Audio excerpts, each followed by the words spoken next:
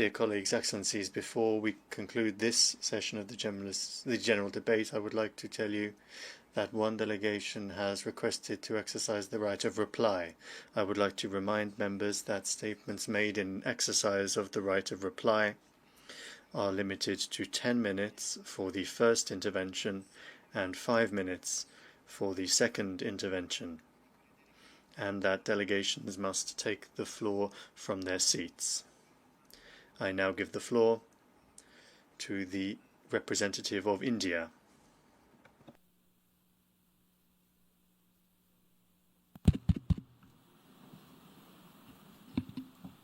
Mr. President, we exercise our right of reply to one more attempt by the leader of Pakistan to tarnish the image of this august forum by bringing in matters internal to my country and going so far as to spew falsehoods on the world stage. While such statements deserve our collective contempt and sympathy for the mindset of the person who utters falsehood repeatedly, I am taking the floor to set the record straight. Regrettably, this is not the first time the leader of Pakistan has misused platforms provided by the UN to propagate false and malicious propaganda against my country, and seeking in vain to divert the world's attention from the sad state of his country, where terrorists enjoy free pass while the lives of ordinary people, especially those belonging to the minority communities, are turned upside down.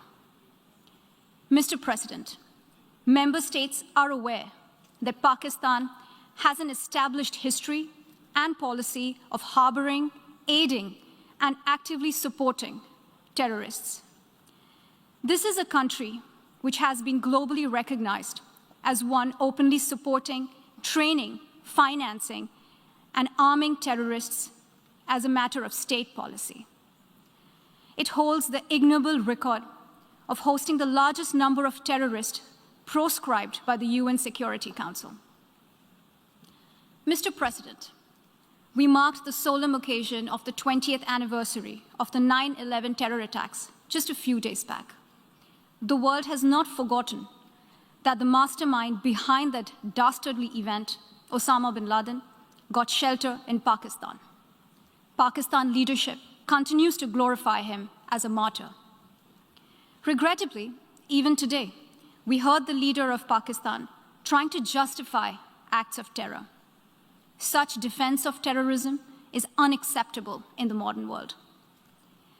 We keep hearing that Pakistan is a victim of terrorism. This is the country which is an arsonist disguising itself as a firefighter. Pakistan nurtures terrorists in their backyard in the hope that they will only harm their neighbors. Our region, in fact, the entire world, has suffered because of their policies. On the other hand, they are trying to cover up sectarian violence in their country as acts of terror. Mr. President, this is also the country that still holds the despicable record in our region of having executed a religious and cultural genocide against the people of what is now Bangladesh. As we mark the 50th anniversary this year of that horrid event in history, there is not even an acknowledgement, much less accountability. Today, the minorities of Pakistan, the Sikhs, the Hindus, the Christians, live in constant fear and state-sponsored suppression of their rights. This is a regime where anti-Semitism is normalized by its leadership and even justified. Dissenting voices are muzzled daily, and enforced disappearances and extrajudicial killings are well documented. Mr. President, unlike Pakistan, India is a pluralistic democracy with a substantial population of minorities who have gone on to hold highest offices in the country, including as President, Prime Minister, Chief Justices, and Chiefs of Army Staff. India is also a country with a free media and an independent judiciary that keeps a watch and protects our Constitution. Pluralism is a concept which is very difficult to understand for Pakistan, which constitutionally prohibits its minorities from aspiring for high offices of the state. The least they could do is introspect before exposing themselves to ridicule on the world stage. Finally, Mr. President, let me reiterate here that the entire Union territories of Jammu and Kashmir and Ladakh were, are, and will always be an integral and inalienable part of India. This includes the areas that are under the illegal occupation of Pakistan.